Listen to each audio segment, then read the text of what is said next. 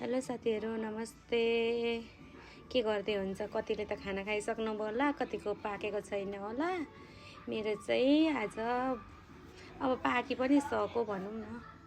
लौकाको सब्जी, भात अनि सोलर अनि अचार चाहिँ के को भन्दा हिजो अस्ति गुन्द्रुक सिन्की मुलाको टमाटरको खाँदा वाक्क भयो। आज चाहिँ तिलको अचार।